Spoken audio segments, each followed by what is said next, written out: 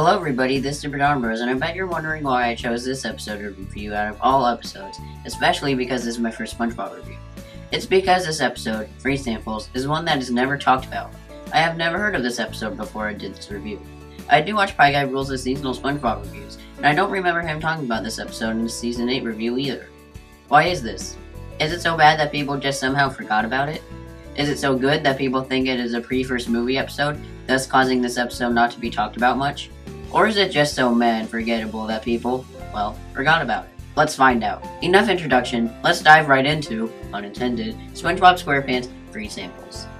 So this episode starts off with Plankton making chum, and then Karen comes in and asks what he's doing.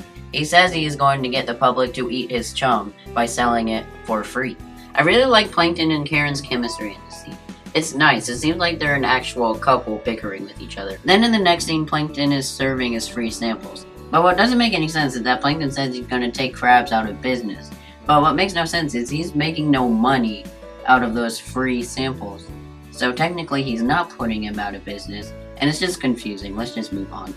So then of course the fish think the chum is gross and they start to puke.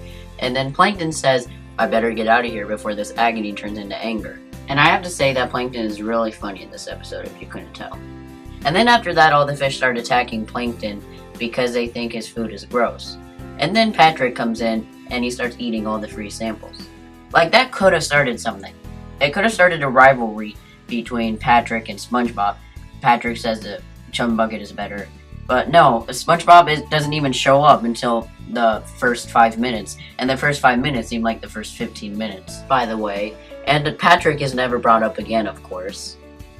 And then Plankton gets the idea to sell poisonous free Krabby Patties to tarnish the Krusty Krab's name. Except, how did he get out of his house? The fish were guarding the chum bucket, making sure he wouldn't come out. But then, it seems like a few hours later he comes out of the chum bucket to sell the free Krabby Patties. Plus, wouldn't the fish be smart enough to know that he's actually Plankton and not, as Plankton called himself, Plankton? Seriously, it's just stupid. And then SpongeBob is walking to work when he sees a bunch of fish crowding the Krusty Krab. He says he's gonna make his Krabby Patty shortly, and then they get all mad at him. Long story short, Mr. Krabs and Mr. Krabs and SpongeBob Mr. Krabs and SpongeBob are confused, then they sell new Krabby Patties, and then everyone is happy with the Krabby Patties again, and of course Plankton's plan fails. That was really hard to say. So in the end, this episode was okay. There was a lot of filler. I think it would have worked better as a short, just because of how much filler there actually was. They could have cut down like half the episode and nothing would change. This episode did what it needed to do, and it did it well, in my opinion. It had a decent story, but the only thing holding it back was the lack of jokes.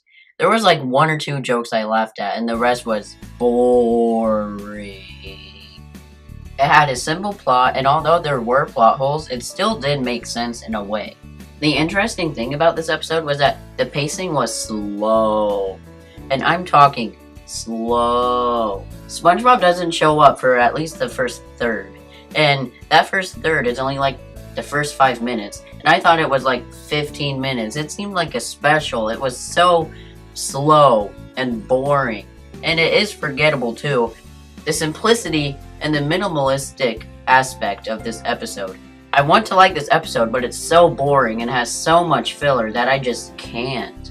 So is this episode so trash that people somehow forgot about it? No. Is this episode Band Geeks level good? No, of course not. Not by a long shot. This episode is the definition of meh. Slow pacing, forgettable plot, a lot of filler. This is a definition of meh. But nothing is inoffensive about this episode. I can see why some people would really like it, and it's a meh. Thanks for watching, guys. Check me out on Twitter @SuperDonBros. And I think that's about it. Bye.